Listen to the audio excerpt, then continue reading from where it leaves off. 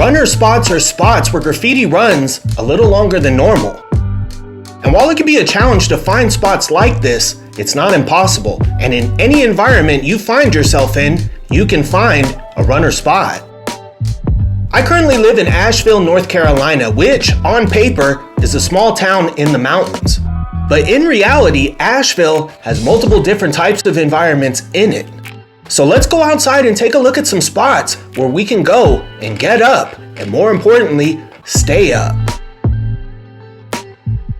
I like to start with the area where I live, and this area alternates between a suburban feel to a small town feel. And in terms of what you bring to these small town and suburban environments, I'd recommend bringing those Pentel shorties, I'd bring streakers, I'd bring very small markers, and a lot of stickers.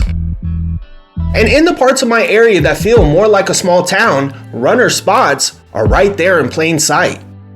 And things like electrical boxes, the very bottom of telephone poles, and especially the sides of benches at bus stops are a good place to start. These kinds of spots are available to you right on the street, and at least here in Asheville, they don't get buffed. In these areas where I see these types of tags run, there isn't a lot of foot traffic, and to be real with you guys, there aren't even sidewalks. You can definitely hit these spots at night and you're probably not going to run into anybody, but if anybody sees you out there, you're going to stick out a lot because you're going to be the one person on foot in an area where nobody walks. During the daytime, you don't see people walking in these areas either, but it's a little bit more plausible because sometimes you will see people coming to and from, maybe walking down to the gas station or a smoke shop, and you can blend in with these people. But because these areas don't have a lot of people on foot, that does mean not a lot of people are going to see your tags. But because a lot of people won't see your work, in a small town environment, that definitely ups your chances at running a little longer. And just to maximize your run time in these kind of spots, I'd recommend using Pentel shorties especially and hitting some really small tags. And as a general in these environments, I'd avoid saturation. But when you're out and about in these spots, if you come across a fire hydrant or just a pole holding up a billboard, chances are, if you hit up on one of these spots, it's gonna run. And when it comes to suburban areas, generally speaking, the same logic applies. But because suburban areas have more people and the social dynamics are a little bit more intense in these areas, you're gonna have to work a little bit harder to remain discreet. And much more so in the suburbs, you're gonna have to space out what you do and be much more careful about where you do it. But in many of the suburbs I personally spent time in, I've also found green spaces and parks that have graph in them. And sometimes in these environments, you can find streets like this one where stuff doesn't get buffed either. These throws are incredibly clean, and if this spot just had a little bit more concealment, there might be pieces there in their place. But you can see all the vines growing over stuff, and that lets you know that stuff right here doesn't get buffed.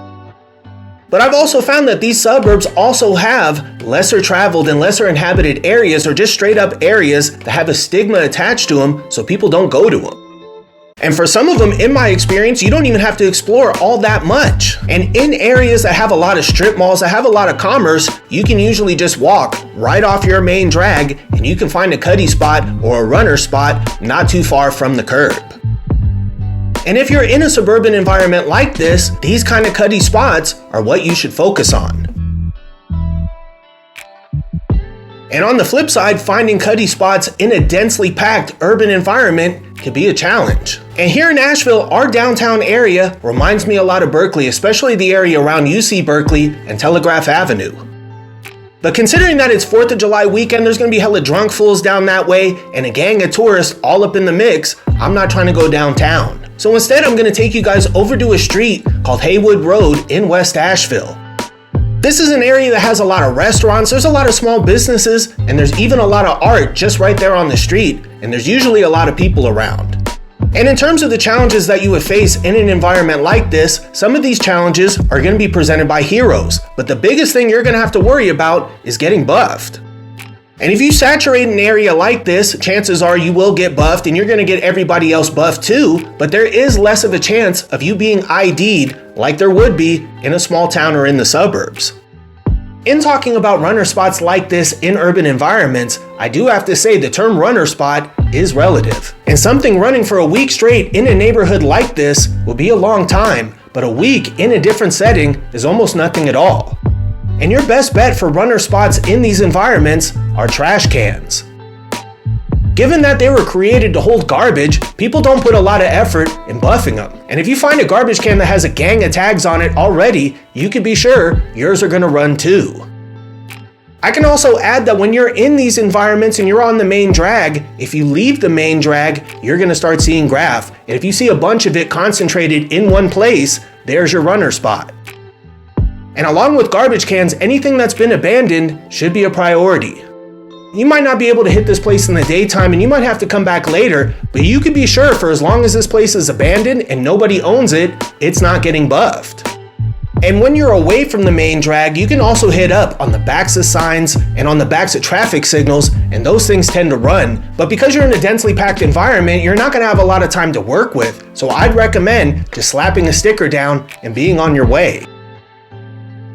And in one of these kinds of environments, height is always going to be your friend, and the higher you can get something up, the longer it's going to run. And back home, this was the case with anything on the street, but especially anything on a rooftop. And if you find yourself on a rooftop in an environment like this, please just be careful. But you also need to be very careful when you're out there tagging in the cuds or just straight up in the middle of nowhere. And naturally, Cuddy spots run the longest. And in terms of what you should bring to a Cuddy spot, you can bring whatever you want. You can bring cans of paint, you can bring spray paint, you can bring whatever. And those roller shots, pieces, or just anything elaborate is the best use of your time in one of these spots. But just because you find yourself in a Cuddy spot doesn't mean you should be reckless. And if you go to a Cuddy spot that doesn't have a lot of graff or doesn't have any graff in it, if you do too much in that spot, you're probably getting buffed. But as I've talked about previously, in these kind of Cuddy locations, you can usually find a spot in them that's covered in graff. These spots are proven runner spots, and you can come back to them month after month and still see the same tags up. But there's some spots out there that are so Cuddy, the chances of you getting buffed in a spot like this are almost zero. Spots like these are on the margins of society. There's no businesses over there, nobody lives over there, there's no neighborhoods there, there's just infrastructure, stuff like bridges and freeways. You can even find spots like this in cities. And back home, I used to go to a spot like this in Noe Valley that was right underneath Market Street, and that place was a gallery for pieces. And it would give me almost like a calming and like reassuring feeling to see these things up each time I went back. And in my experience, when you find a runner spot in an area like this, the next runner spot isn't all that far away. And this spot right here that I'm showing you, which is full of art, is not all that far from the other spot I showed you guys just a couple of days ago. But even if these spots are super Cuddy, you still run a chance of encountering somebody in them. And there's a good chance that the person that you encounter in a spot like this lives in it. In that spot that I showed you guys from a couple of days ago, I saw some burnt logs in a campfire. I wasn't shocked to find evidence that somebody had been sleeping there, and in spots like this, I expect that to be the case. I've talked previously about how to approach people in spots like this, but the best thing I can tell you guys is to be respectful. And ultimately, you have to remember that you're standing there in this person's house. This is where they live, even if they live there temporarily, and you should just be respectful based off that. You can ask the person there if it's cool if you paint. And there's a chance that this person's gonna sit there, watch you do your thing, and maybe talk to you about it. But in my opinion, the most respectful thing that you could do is leave and just find a spot with nobody in it. And if you're out there pounding the pavement and exploring, you'll find one wherever you are.